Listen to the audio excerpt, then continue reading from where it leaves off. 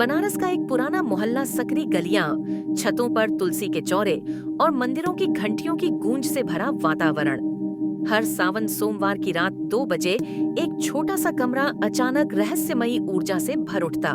इस कमरे में रहता था राघव, लगभग 35 वर्षीय, एक शांत एकाकी युवक जो हर सोमवार को दिन भर व्रत रखता, मंदिरों में पूजा करता और रात में अपने कमरे में बंद होकर शिव की तपस्या करता। राघव न साधु था, न ही कोई पुजारी। वह एक आम आदमी था। दिन में एक स्कूल में पढ़ाता था और बाकी समय किताबों और भक्ति में डूबा रहता था। मगर सावन आते ही उसमें कुछ बदल जाता। हर सोमवार रात 2 बजे वह अपने कमरे में जाता, दरवाजा भीतर से बंद करता और फिर शुरू होती उसकी रहस्यमयी आराधना। अगली सुबह पड़ोसी कुछ न कुछ बताते। रात में तो घंटियों की आवाज आ रही थी। ऐसा लग रहा था जैसे आरती चल रही हो, लेकिन राघव तो अकेला रहता है। कभी कभी शंख की भी आवाज आती है। किसी ने दरवाजा खटखटाने की हिम्मत नहीं की, क्योंकि जब उन्होंने पहले साल दरवाजा खटखटाया था तो अंदर से केवल शांत स्वर में उत्तर आया था, शिव के ध्यान में विघ्न मत डालो। और जब एक बार किसी ने झांकने की कोशिश की तो उसे लगा कमरे से तेज नीला प्रकाश फूटा, जैसे कोई अग्नि प्रज्वलित हो। धीरे धीरे यह बात फैल गई। राघव का कमरा शिव का स्थान है, वहां हर सोमवार भगवान स्वयं पधारते हैं।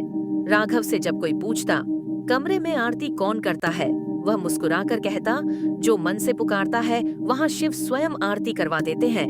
मगर एक सावन ऐसा आया जिसने सब कुछ बदल दिया।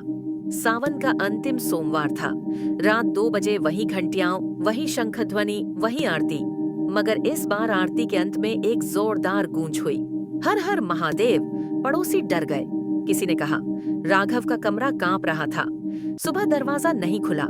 दोपहर तक भी कोई हलचल नहीं हुई तो पुलिस बुलाई गई। दरवाजा तोड़ा गया। कमरा एकदम शांत था, मगर अंदर राघव नहीं था।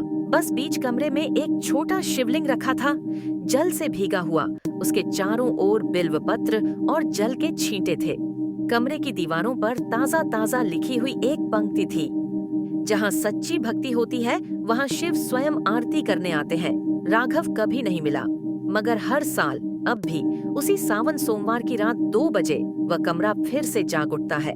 घंटियां बजती हैं, आरती होती है और दूर तक गूंजता है, ईम नमः शिवाय, हर हर महादेव। यह कहानी केवल रहस्य नहीं, भक्ति का प्रतीक है। जहाँ प्रेम और निष्ठा से भरा हृदय हो, वहाँ भगवान स्वयं प्रकट हो जाते हैं।